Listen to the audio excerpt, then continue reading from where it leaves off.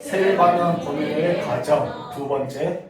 지난주에 이어서 우리가 세례 받는 권위의 가정에 대해서 함께 나누겠습니다. 요바에서 할례판 유대인들이 베드로를 통해서 함께 가이사랴로 올라왔습니다. 그곳에서 베드로와 함께 고넬의 집에서 머물렀는데, 이 고넬에게 하나님의 말씀을 대언하는 이 베드로의 말을 듣고 모두가 성령의 내려오심을 보게 됩니다. 그래서 깜짝 놀라는 역사가 일어나죠. 그러면서 그 사람들이 보았던 것은 바로 표적을 보여주셨기 때문입니다. 첫 번째 우리 다 같이 읽어볼까요? 다시 시작. 표적을 보여주시는 성령님. 표적을 두 가지의 표적을 보여주셨는데 어떤 것입니까? 방언입니다. 방언인데 사도행전적인 방언은 두 가지 방언이 있었습니다. 첫 번째는 각 나라의 언어, 바벨탑 이후의 사건에 언어가 하나 되는 사도행전 2장에 나왔던 각 언어의 방언이 나옵니다. 그리고 또 우리가 지금 사용하고 있는 천사의 언어라고 하죠. 하늘의 소리, 그렇게 합니다. 방언을 주셨고요. 또한 그들이 하나님을 높여드리면서 찬양하게 됩니다. 그리고 성령을 받았던 사람들 대부분 하나님을 찬양하게 되고 입술에는 감사 열매가 풍성해집니다. 그래서 우리가 지난주에 감사에 대한 찬양을 함께 나누었지 않습니까? 그 순간이 우리의 모든 감사이기 때문입니다.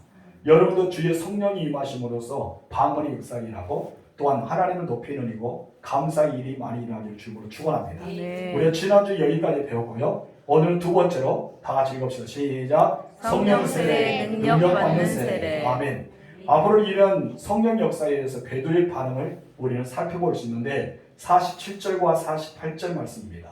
다 같이 읽어봅시다. 이에 베드로가 이르되 이 사람들이 우리와 같이 성령을 받았으니, 여기까지 이 사람들이 우리와 같이 성령을 받았다. 이 사람들 누구입니까? 이방인들이죠.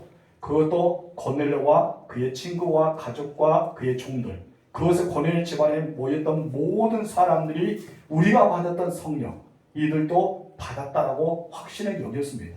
바로 영은 영을 통합니다. 성령을 받은 사람은 성령 받은 사람을 느낍니다. 왜냐하면 성령은 하나이기 때문입니다. 하나의 성령이기 때문에 성령 받은 사람은 성령 받은 사람과 느껴요. 그러나 귀신 들린 사람하고 성령 받은 사람은 늘 대적하기 때문에 좀 뭐가 맞지 않습니다. 그러나 성령 받은 사람들은 다 한 마음이고 한 뜻이고 하나의 길을 걷는 사람들을 가리킵니다.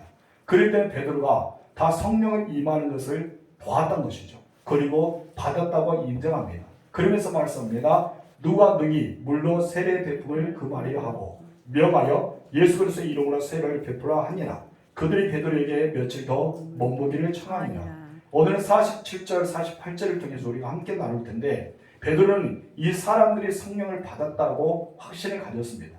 그러나서 누가 물로 세례를 주는데 이것을 아니라고 금할 수가 있겠느냐 하면서 물로 세례를 주는 과정이 본문에 설명되어 있습니다.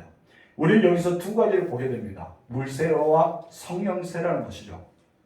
여러분, 고넬료는 물세례를 먼저 받았습니까? 성령세례를 먼저 받았습니까?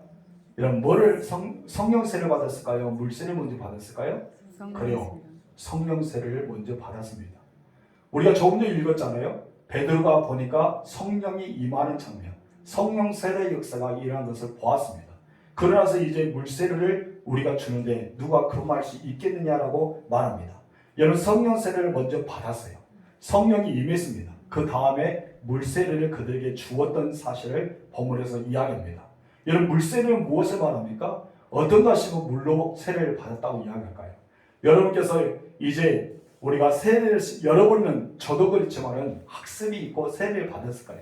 세례받기 전에 학습을 통해서 내가 예수로 거듭나는 사람, 예수 믿었던 사람으로 우리는 배움의 과정에서 학습을 받고 좀 그것이 1년 동안 지나면 세례식이 임합니다. 그래서 구원의 표를 받는 그 장면에 세례식을 임하는데, 오늘은 이제 학습에 대한 의미가 별로 없어서 바로 세례로 임하는 장면이 나오게 됩니다. 우리 교단에도 바로 학식이 사라지고 세례로 바로 가는 것을 보게 돼요. 이 세례라는 것은 세례를 받았다 해서 구원받은 것이 아니에요. 그러면 어떤 사람의 세례를 받습니까? 구원받았다고 확신하는 사람. 나는 예수님이 나를 위해서 돌아가셨고 나는 예수를 말미암아 새 생명을 얻었고 나는 구원받았다고 확신이 여겼던 사람들이 증표로 세례를 받는 것입니다. 그래서 어떤 사람들은 이미 나는 구원에 이르렀는데 이미 예수 믿어 구원 받았는데 세례가 필요 있겠느냐라고 하는데 필요합니다. 세례는 반드시 우리에게 필요하다는 것입니다.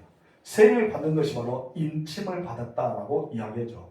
그래서 예전에는 성부와 성자와 성령의 이름으로 세례를 주르나 하고 끝나면서 그렇게 끝났어요. 그럼 오늘날 여러분 세례 볼 때 다 세례를 끝나고 나서 무엇입니까? 내가 다시 인친을 하면서 목사가 오른 이렇게 엄지손가락으로 인치는 장면이 옵니다. 이를 쳤다라고 하면서 성령의 인침의 역사가 일어나는 것을 우리가 보게 됩니다. 여러분 바로 물세례는 요한의 세례, 요한이 요단강에서 회개를 선포하면서 그것에 나왔던 사람에게 세례를 베푸는 것을 우리가 보게 됩니다. 여러분 요한의 세례는요 회개와 구원의 표시입니다. 무엇이라고요? 회개와 구원의 표시. 여러분 물세례는 가르쳐서 회개한 자만이 구원받았다고 여겼던 사람만이 세례를 받은 것이 물세례예요. 그런데 여러분 그런 것이 있어요. 내가 구원의 확신도 없어요. 회개도 없어요. 그럼 물세례를 받은 사람이 구원받을 수 있냐? 못 받습니다. 오직 구원은 세례를 받는다고 이어진 것이 아니라 예수 믿는 사람만이 구원받을 수가 있는 것입니다. 그렇기 때문에 내가 아무리 세례를 받았다. 어느 목사님에게 몇십 년 전에 우리는 세례를 받았다고 주장하더라도 여러분 구원의 확신이 없을 때 받을 때는 아무도 그것은 구원받지 못합니다. 그래서 우리 교단에도 지금 이제 계속해서 이야기하는 것은 어린아이 유아 세례를 받는 것이 정말 유아 세례가 주어야 돼. 그것이 주어야 되냐, 주지 말아야 되냐. 여기에 대해서 참 문제가 많았어요. 왜냐하면 어린아이들은 구원의 확신이 없는 가운데 어머니 아버지의 믿음에 따라서 유아 세례를 받잖아요. 나중에 그가 이제 성령이 되었을 때, 만 15살이 넘었을 때 다시 한번 그들 견신을 해서 내가 예수를 믿습니다 할 때 다시 세례의 확증을 그에게 주는 것을 보게 됩니다. 그런데 이것이 참 문제가 되는 거예요. 세례라는 것은 자기의 신앙의 고백 안에서 내가 제사를 받았습니다, 회개합니다는 고백 안에서 주어져야 되는데 그러나 그런 것이 참 문제가 많았다는 것입니다. 아무튼 물세라는 것은 어떻게 보면 구원, 회개와 구원의 표시라는 것을 우리는 보게 됩니다. 그리고 물세는 무엇이냐면 초대교회 공동체의 한 식구인 것을 어떻게 보면 말해주는 것이 물세였습니다. 우리가 회개와 구원의 필수만 아니라 초대교회 한 멤버입니다. 여기에 가르칠 수 있는 것이 바로 물세였다고 볼 수가 있습니다. 그렇기 때문에 예수님을 나의 구주를 영접하고 내가 예수님이 나의 모든 죄를 인해서 십자가에 달려셨다는 것을 우리는 고백하면서 받았던 것이 바로 물세라고 볼 수 있습니다. 그렇기 때문에 모든 예수 믿는 사람들 다 물세를 받아야 됩니다. 그리고 하나님의 자녀가 되었다는 확증, 이 확증이 바로 물세를 통해서 일어납니다. 그래서 이런 말이 있어요. 물세라는 것은 하나님의 자녀가 되었다는 증거이다. 하나님의 자녀가 되었다는 증거가 무엇이다? 물세례다. 여러분 다 세례를 받을 겁니다. 그리고 또한 증표가 있는데 바로 교회 본대교회, 그리스도의 본대교회 하나의 인원으로서 한 사람의 우리는 한 회원으로서의 그 역할을 감당하는 것이 바로 물세입니다. 그 여러분께서 세례를 받을 때 어떻습니까? 사모총의 한 인원이 되죠. 한마디로 우리 교회의 한 멤버가 됩니다. 이제 정식으로 여러분들은 한 인격체, 어쩌면 그 몸의 지체가 되었다고 볼 수 있습니다. 이런 지체 의세를 가질 수 있는 것이 바로 물세례라는 것입니다. 그래서 성령 세례는 다릅니다. 성령의 세례는 오순절 날에 임했던 성령의 역사를 가리킵니다. 그렇기 때문에 이것은 성령께서 인을 쳐준 거예요. 물세례는 사람으로서 인을 쳤다면 성령의 세례는 하나님이 인 쳐준 것을 가리킨 것을 성령 세례라고 말합니다. 이것은 구원받은 자가 하나님의 능력을 받은 거예요. 그렇기 때문에 물세례가 먼저냐 성령 세례가 먼저냐 이것은 우리는 따질 수가 없습니다. 오늘 본문에서 어떻습니까? 성령 세례가 먼저고 나중에 물세례가 나중에 있습니다. 근데 이것을 반대로 하신 분이 있어요. 물세례를 먼저 받고 성령 세례를 나중에 받았다는 사람이 있습니다. 누구입니까? 제자들입니다. 예수님의 제자들. 예수님의 제자들은 누구에게 세례를 받았어요? 바로 세례 요한에게 세례를 받았죠. 이미 그들은 구원받은 사람들입니다. 물세를 먼저 받았어요. 그리고 나중에 그가 오순절 마가의 다락방에서 성령 세례를 받습니다. 그래서 먼저 무엇이 먼저입니까? 라고 따질 필요가 없어요. 하나님께서 주시는 대로 우리는 받아야 할 줄 믿습니다. 그리고 여기서 보면은 이 성령의 세례는 바로 오순절 날에 임한 것처럼 여러분 구원받은 사람이 하나님으로부터 능력을 받을 수 있는 통로가 바로 성령 세례라는 것입니다. 그래서 성령 세례는 이 물세와 구별되는데 성령의 세를 가리켜 불세례라고 말할 수 있습니다. 성령의 불이 뜨겁게 임했다는 뜻이죠. 여러분 조금 전에 이야기했지만은 예수님께서 승천하시면서 제자들에게 당부하신 말씀이 있습니다. 예루살렘을 떠나지 말고 아버지께서 너희에게 약속한 것을 기다리라라고 말씀하십니다. 그런데 이 제자들은 이 아버지 약속한 것을 기다리라는 것을 그들은 사모하면서 기다렸습니다. 그런데 이것을 성령 받고 나서도 예루살렘을 떠나지 않았어요. 왜요? 예루살렘이 자기의 모든 것을 생각했습니다. 그런데 하나님께서 예루살렘이 아니라 그 다음에 말씀이 있죠. 너희는 땅끝까지 이르되 복음을 증인해 대라라고 했는데 예루살렘을 고집하고 있기 때문에 스데반 집사에 통해서 환란이 일어나고 어쩔 수 없이 흩어지게 되고 흩어져서 이방인들까지 복음이 선포되는 그런 놀라운 역사를 경험하게 됩니다. 우리 하나님은 예루살렘 머물라 예수님이 말씀했던 것은 바로 성령세를 받기 위해서 성령의 능력을 받기 위해서 예루살렘을 모여라. 그래서 사도행전 1장 8절 보니까 오직 성령이 너희에게 임하시면 너희가 무엇을 받는다? 권능. 이 권능의 다른 말은 능력을 받는다. 어떤 능력이냐? 하나님으로부터 부어받는 능력이다. 그렇기 때문에 우리는 예수 믿는 사람들 반드시 성령세를 받아야 돼요. 아멘. 성령 충만을 받아야 돼요. 아멘. 그래야 좀 능력이 임합니다. 왜 그러냐면 베드로와 그 이외의 제자들을 통해서 우리가 알 수가 있습니다. 여러분 베드로는 구원 받았죠. 왜 받았습니까? 예수님과 함께 사역하면서 주님을 영접했기 때문에 베드로는 구원 받았습니다. 근데 베드로는요 성령 받기 전에 아무것도 할 수가 없었습니다. 구원 받았다면 반드시 모든 것이 능력이 있고 권능이 나타나야 했는데 능력과 권능은 나타나지 않았다는 것입니다. 여러분 내가 아무리 제사를 받고 능력을 받고 내가 물세를 받아서 구원의 멤버가 되었다 하지만은 능력은 나타나지 않습니다. 능력을 누가 주시는 거예요? 성령님이 주시는 것입니다. 여러분 주의 영이 임해야 됩니다. 바로 주의 영이 임해야지만 성령의 역사가 일어난 것입니다. 그리고 우리도 구원받은 사람이라면 이제 하나님의 자녀가 되었다는 것을 확신이 여겼다면 내가 능력을 나타내기 위해서 성령세를 사모하고 기도해야 됩니다. 그래야 좀 내 안에서 성령의 역사가 일어나기 때문입니다. 아멘. 여러분 성령의 충만을 받으실 주님으로 축원합니다. 아멘. 베드로와 그의 제자들이 마찬가지예요. 그들이 오순절에 능력 받기 전에는 그들 문을 굳게 잠그었습니다. 여러분 예수님을 만났어요. 부활하신 주님을 만났죠. 그래서 다시 한번 제 사명을 받았습니다. 그런 마음이 뜨거워져야 되겠죠. 그러나 아무것도 할 수 없었습니다. 두려움에 떨 수밖에 없었어요. 예수는 부활하셔서 평강이 있을지어다 내가 너희에게 평안을 준다 말씀했지만은 그 평강과 평안이 있다 하지만은 두려움에 사로잡힐 수밖에 없었어요. 왜요? 능력이 없기 때문에. 예수는 부활을 확신했습니다. 예수는 올라가는 승천한 장면까지 보았습니다. 다시 오신다는 약속도 확실히 여겼습니다. 그러나 여러분 두려움에 사로잡힐 수밖에 없었어요. 왜 그랬을까요? 성령이 임하지 않았기 때문입니다. 근데 여러분 성령이 임하자 어떤 일이 합니까? 그들을 굳게 잠갔던 문을 오픈합니다. 그리고 나갑니다. 그리고 담대하게 모든 사람이 무엇입니까? 바로 예수님이 메시아인 거예요. 그분이 구원자임을 선포하기 시작합니다. 무엇을 받았기에 그와 같이 되었다는 거예요? 능력, 바로 성령을 받았기 때문에 능력을 받았다는 것입니다.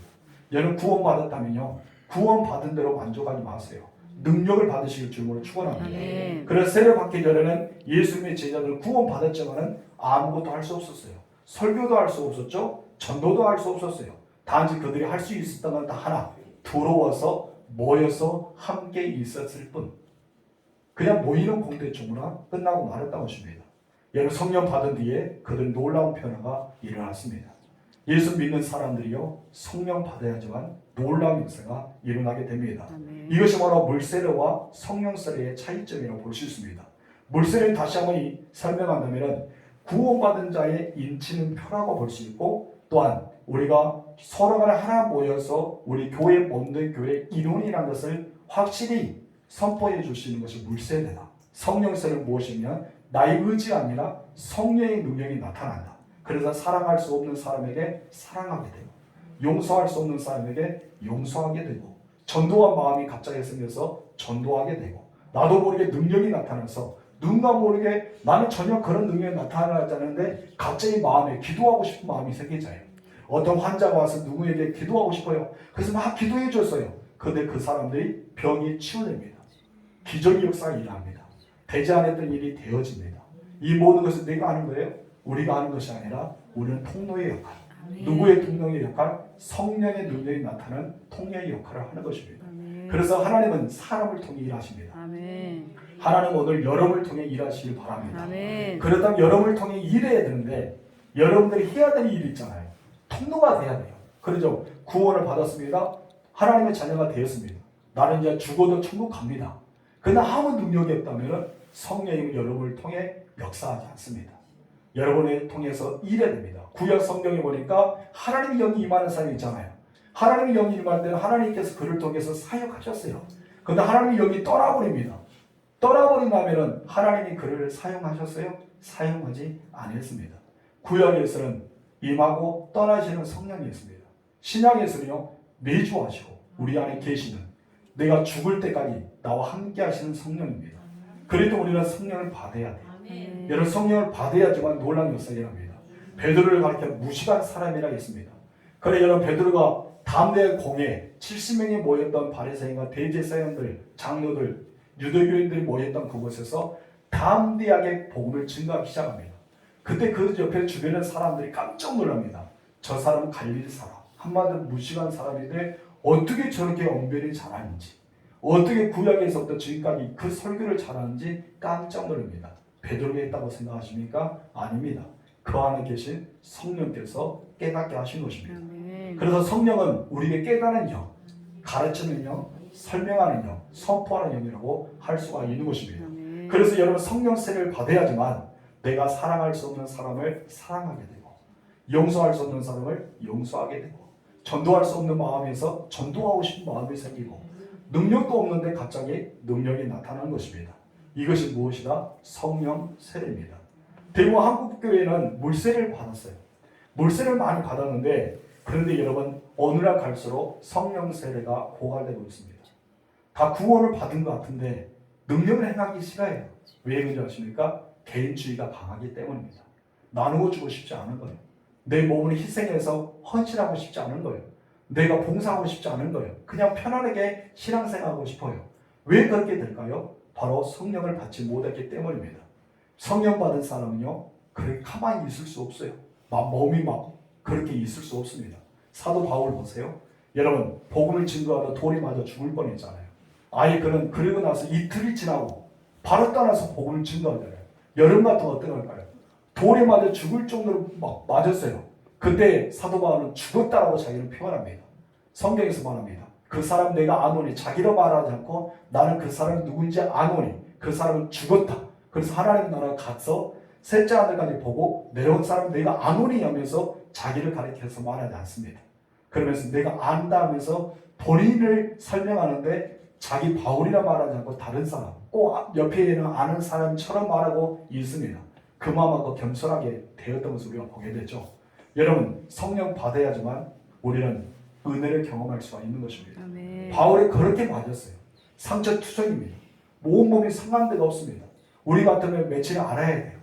끙끙 앓아야 되고 주사 맞아야 되고 우리는 응급실을 실려가든지 중환자를 실려가든지 아니면 병원에서 누워서 며칠 동안 일주일 동안 누워 있어야 됩니다. 근데 바울은 어떻게 했다고요? 바로 그는 떠납니다. 어디로 떠납니까? 전도하기 위해서. 그래서 복음을 증거합니다. 복음을 증거하는 소리를 듣고 사람들이 쉽게 돌아오게 됩니다. 엄청 놀라운 역사가 일어나겠습니다. 이것은 무엇일까요? 바로 성령의 능력이 나타나기 때문입니다.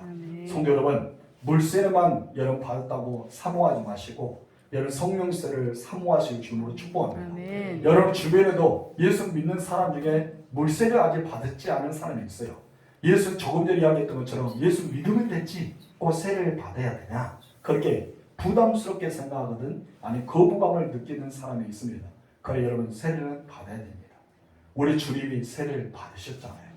여러분 따지면 우리 주님은요 세례 받지 않아도 됩니다. 왜요? 예수는 죄가 없기 때문에. 세례는 내가 회개하는 역사가 일어나요. 내가 세례를 통해서 나는 죄인입니다. 나는 죄인입니다. 고백하면서 회개의 영을 임합니다. 그러나서 나는 예수님의 이름으로 구원 받았습니다. 그래 증표로서 세례를 받는데 예수님은요 아무 죄가 없잖아요. 그런데 왜 예수님은 세례를 받으셨을까요? 예수님 왜 세례 요한에 가서 머리를 숙였을까요? 그 더러운 요단물에 잠겨셨을까요?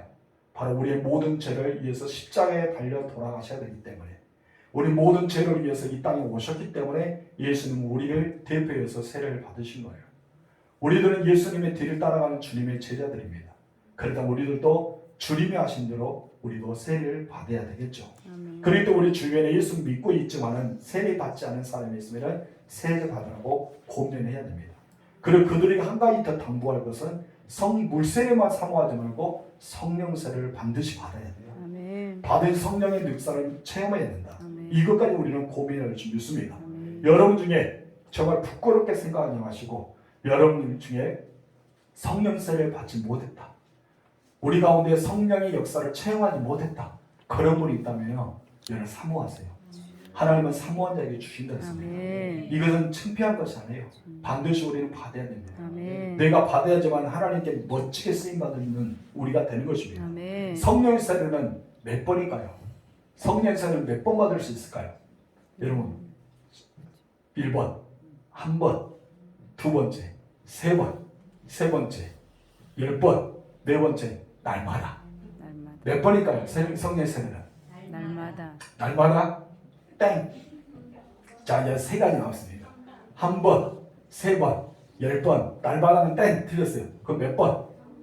3번? 한 번? 1번? 1번이라죠. 1번. 1번이 뭐였어요? 한 번. 성령 세례는 한 번만 일합니다. 성령 세례는 한 번만 일해요. 그러면은 성령 세례는 한 번만 일하는데 어떻게 능력이 날마다 나타날까? 사도 바울이 가르칩니다. 너희는 술 취하지 말라. 오직 성령의 충만함을 받아라. 그런 성령의 무엇을 받아야 돼요? 충만함을 받아야죠. 내가 배가 고프면 뭐 해야 돼요? 밥을 먹어야 되죠. 그래서 힘이 납니다. 전 이상하게 이 배꼽 시간이 정확합니다. 12시 되면 배가 고프고 5시간 좀 넘으면 배고파요. 그렇게 많이 먹었어도 배는 이 배꼽 시간은 정확하더라고요. 여러분, 이것처럼 정확한 것이 어디 있어요? 성령도 마찬가지입니다. 내가 성령 세례를 받았어요. 충만을 따라지면 나도 모르게 성경이 잘 안 빠집니다. 예배가 재미가 없습니다. 설교가 무슨 말인지 잘 못 들습니다. 찬송 부르는데 입이 열리지 않아요. 다른 분만 사람 막 박수 열심히 치는데 나는 박수 치고 싶지 않습니다. 교회가 가기가 등하시 되며 무엇 때문일까요? 성령이 배고파하는가요? 고갈되고 한마디로 영적으로 죽어가고 있는 상태입니다. 그래서 성령이 충만한 사람은요, 주의 전을 사모하게 됩니다. 왜요? 이곳에 하나님이 계시기 때문에. 주의 성령이 충만한 사람은요, 날마다 기도가 안 할 수가 없어요. 깊은 주님과의 대화를 나누기 때문입니다. 성령 충만한 사람은요, 말씀의 귀를 기울일 수밖에 없어요. 생명의 말씀은 믿음을 자라게 하기 때문입니다. 여러분, 그렇기 때문에 성령의 충만을 우리는 받아야 됩니다. 아멘. 여러분께서 성령의 충만을 받아서 정말 능력 가운데 행하는 하나님의 사람이 되고, 아직 성령을 받지 못했다면 예수를 믿는데, 내가 구원받았는데 하나님의 자녀는 확신을 가지고 있는데 아직 성령을 받지 못하신 분은 성령 받으세요. 아멘. 받으시기 바랍니다. 아멘. 여러분, 성령 안 받았다고 창피한 건 아니에요. 구원받지 못한 것도 아니에요. 그럼 우리는 이한 하나님을 믿는 사람, 우리 예수님을 영접하는 사람이라면 성령 충만을 받아야 되잖아요. 여러분, 성령의 뜨거운 은혜가 일어나길 주님으로 축원합니다. 세 번째 다 같이 읽어볼까요? 시작. 예수 그리스도의 이름으로. 세례는 한 번이나 했죠. 여러분, 어떤 분은 다른 곳에서 세례 받았는데 또 와서 세례를 또 주라는 사람이 있어요. 그 사람 아무리 10번 받아도 필요 없습니다. 세례는 딱 한 번입니다. 한 번밖에 없어요. 그렇기 때문에 이 세례 요한에게 세례를 받은 사람이 예수님께 머리를 내밀어도 예수님은 세례 안 줘요. 왜요? 한 번이기 때문에. 세례는 성경만 합니다. 하나님은 한 분이시오. 성령도 한 분이시오. 세례도 한 번이다 라고 말합니다. 여러분, 우리는 성령의 세례는 한 번밖에 없습니다. 우리 48절 상반 읽겠습니다. 시작. 명하여 예수 그리스도의 이름으로 세례를 베풀라 하니라. 세례는 누구의 이름으로 받는다고 했습니까? 예수 그리스도. 물세례는 누구의 이름으로 받습니까? 예수 그리스도. 성부와 성자와 성령의 이름으로 이렇게 나오죠. 삼일체 하나님이지만은 그런 예수 그리스도의 이름으로 세례를 줍니다. 세례는 예수 그리스도부터 오기 때문입니다. 물세례이든 불세례이든 우리가 말하는 성령 세례이든 모두가 예수 이름으로 받는다는 사실을 기억하시기 바랍니다. 그럴 때 베드로도 예수 그리스도 이름으로 세례를 주는 장면이 나옵니다. 우리 사도행전 19장 5절에 6절 읽겠습니다. 시작. 그들이 듣고 주 예수 이름으로 세례를 받으니 바울이 그들에게 안수하매 성령이 그들에게 임하심으로 방언도 하고 예언도 하니. 아멘. 여기서 성령 세례도 예수 그리스도 이름으로 주었던 장면을 기록하고 있습니다. 그렇다면 안수를 받아야지만 성령이 임할까요? 안수를 받아야지만 성령의 세례를 받을 수 있을까요? 그래서 여러분 세례를 받지 못하시면 제 앞에 따오십시오. 제가 안수하면 다 성령을 받을 수 있을까요? 그것은 답은 아닙니다. 여러분 오순절 마가의 다락방은 누구에게 안수 받았을까요? 그렇다면 오순절 마가의 다락방에서 성령 세례를 받았던 원인은 무엇이었습니까? 기도였습니다. 여러분 성령은요 기도할 때도 성령이 임하십니다. 아멘. 그래 여러분 오늘 고뇌를 가정에서는요 어떻게 성령이 임하게 됩니까? 베드로의 말씀을 듣는 도중에 성령이 임합니다. 나중에 오늘 바울을 보니까 그들에게 성령이 임하는데 어땠습니까? 안수하였을 때 성령이 임하는 역사가 일어납니다. 우리는 세 가지입니다. 목사님의 설교를 들을 때 성령이 임하고 우리가 하나님 앞에 간절히 사모해서 기도할 때 성령이 임하고 또한 목회자에게 안수가 될 때 성령이 임합니다. 우리가 성령 받을 수 있는 통로를 세 가지라고 사도의 행전에서 배울 수가 있습니다. 만약 성령을 받지 못하신 분은 오늘 설교를 듣다가 성령을 받으시기 바랍니다. 아멘. 성령 받지 못하신 분이 있다면 기도하십시오. 아멘. 사모하면서 아멘. 나에게도 성령을 달라. 아멘. 내가 예수 믿어 구원받은 자녀이기 때문에 아멘. 나는 죄사함을 받은 자녀이기 때문에 나에게 성령을 달라고 기도하십시오. 하나님은 성령을 주실 겁니다. 아멘. 그래도 좀 찝찝하다. 그런 목사님을 부여잡으십시오. 내 가래를 잡으면서 목사님 제발 기도해달라. 간절히 기도해라. 침을 튀어도 좋으니까 내가 닦으면서 안 할 테니까 나를 좀 기도해달라면 제가 침을 튀어가면서 기도해 줄 테니까 그런 성령을 임하겠죠. 여러분 성령을 그렇게 받으시기 바랍니다. 아멘. 아멘. 또 다른 거 다 설교 잊어버리고 침 튄 것만 설교를 생각하지 마시고 오늘 핵심은 침을 튀었는 거 이것만 생각하지 마시고 여러분 성령은 여러분에게 꼭 필요합니다. 아멘. 여러분 그렇기 때문에 성령의 충만을 받으실 주님으로 축원합니다. 아멘. 여러분 그런데 11장에서 보면 베드로가 더 재미있는 말을 해요. 거느리 임한 이 성령님은 베드로가 처음으로 체험했던 성령이 아니라고 말합니다. 그럼 무엇입니까? 바로 1절에 사도행전 2장에 체험했던 성령님이 거느릴 집안에서 임했던 성령과 같다는 거예요. 그때 임했던 성령과 동일하다는 거예요. 왜 이렇게 동일하게 될까요? 한 분이기 때문입니다. 몇 분이다? 한 분이다. 한 분이기 때문에 똑같아요. 여러분 예전에 사도행전 2장에 나타난 성령 하나님, 거느릴 집에서 나타난 성령 하나님, 오늘 사도행전 11장에서 바울에게 통해서 나타난 성령 하나님, 이 성령 하나님은 오늘 어떻습니까? 여러분이 받았다면 그 하나님도 동일하게 임하셨던 것이에요. 그렇기 때문에 여러분 부러워할 필요 없어요. 야 너무 좋겠다. 능력이 조금 다르겠지만은 하나님의 통로의 역할은 좀 다르겠지만은 여러분도 그분의 받았던 성령을 동일하게 받았습니다. 여러분 감사하시기 바랍니다. 아멘. 여러분 늘 사모하시기 바랍니다. 그래서 하나님의 놀라운 일을 경험하는 여러분 되실 주님을 축원합니다. 아멘. 예수는 승천하면서 요한은 물론 세례를 베풀었으나 너희는 맨날이 못되어 성령으로 세례를 받는다라고 말씀합니다. 두 가지 물세례와 불세를 이야기하죠. 너희는 누구를 가리킬까요? 한 사람을 가리키는 것이 아니라 예수님의 제자를 가리킵니다. 물론 구원받은 사람들도 너희에 포함되겠죠. 여기서 아직은 그들이 성령 세례를 받지 못했다는 사실을 알 수가 있습니다. 여기서 무엇입니까? 요한은 너희에게 물로 세례를 베풀었다는 것은 너희는 물세례를 이미 받았다라는 말씀과 같아요. 그런 너희는 맨날에 못해서 성령으로 세례를 받는다. 이 말은 나중에 너희는 오순절에 10일 동안 기도하면서 너희가 50일 차는 그 횟수가 되면 성령의 세례를 받게 된다. 이 말씀을 하고 있습니다. 근데 놀라운 사실은 예수님 말씀하신 대로 성령은 임했습니다. 불같은 성령이, 바람 같은 성령이, 뜨겁게 길을 때리는 그 소리 같은 성령이, 하나님께서 성령의 불덩어리가 그 120명 속에 쑥 들어오십니다. 여러분 오늘도 베드로가 설교할 때 고넬의 집안에 있는 모든 사람의 말씀을 듣는 무리에게 성령이 쑥 들어오셨습니다. 여러분도 하나님의 놀라운 은총 가운데 예수를 구주로 영접하고 무엇인가 모르게 여러분은 성령을 받을 때가 있었습니다. 성령 받으신 분이 있다면 그 느낌이 있을 거예요. 나도 모르게 성령이 쑥 들어온 느낌이 있습니다. 막 눈물이 나게 되고 막 나도 모르게 방언이 터지기 시작하고 나도 모르게 새로운 변화가 있고 여러분 사방팔방의 기도가 있잖아요. 분명히 아프고 기도했더니 나도 모르게 막 돌아가요 기도가. 그러면서 막 돌아갑니다. 진동 기도를 하잖아요. 이것은 자기가 한 것이 아니라 성령의 뜨겁게 받은 불은 막 진동하기 시작합니다. 몸이. 그래서 막 돌아다녀요. 오늘은 그것이 식어지고 있습니다. 왜 그럴까요? 사모함이 덜하기 때문이죠. 사모함이 덜하다. 여러분 사모하세요. 이와 우리 멋지게 신앙생활하면 사모해야 되잖아요.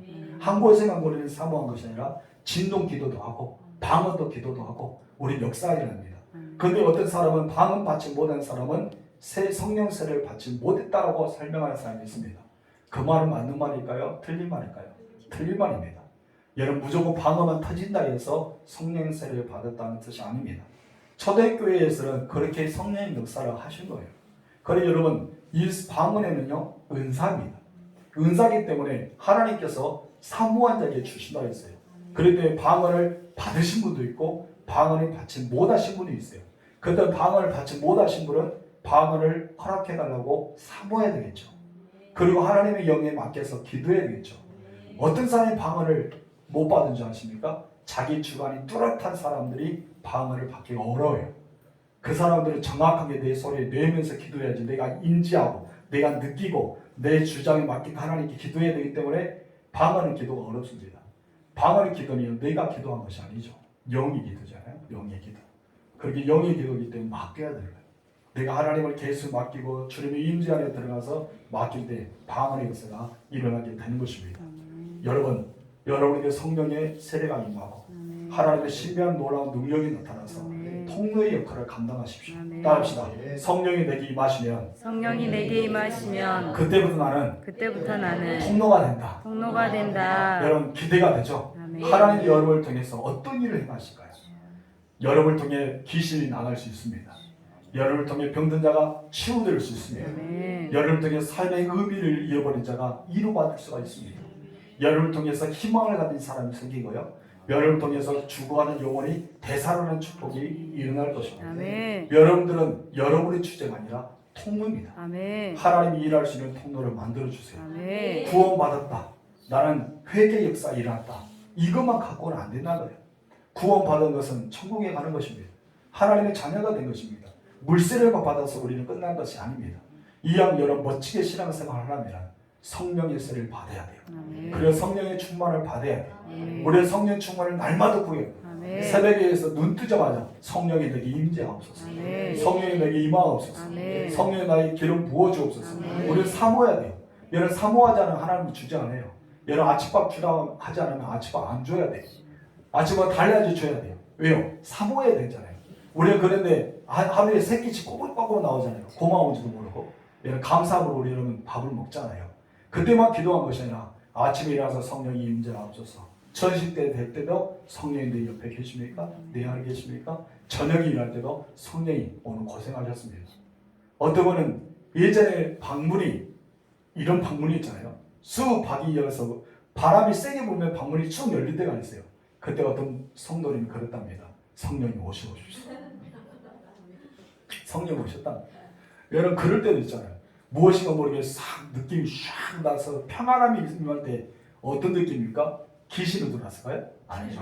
성령이 임하셨습니까? 우리는 그런 마음을 가져야 되겠죠.